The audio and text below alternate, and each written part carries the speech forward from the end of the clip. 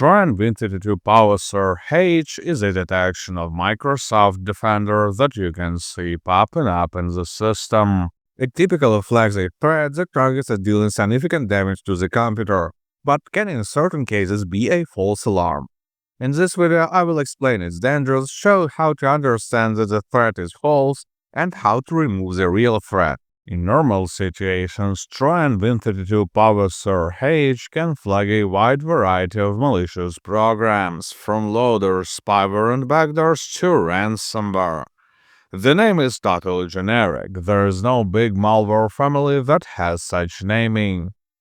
The signatures that are used to detect this malware are not very reliable, which leaves plenty of room for incorrect detections, but we will get back to it later. Symptoms of the active malware may differ, as different virus types behave differently. The general rule of thumb for modern malware is that they tend to show as little visual activity as possible. All you can expect is seeing your network traffic consumption going up, console windows blinking, and your files becoming impossible to access.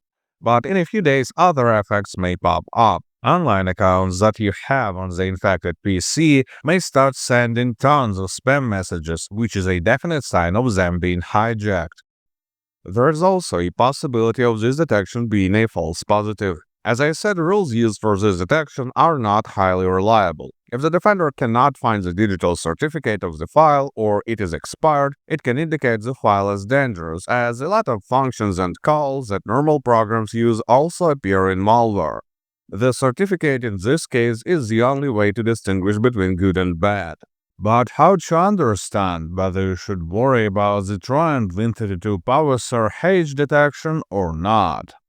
Manual analysis may be complicated, especially since malicious programs can sometimes mix their files with legit applications.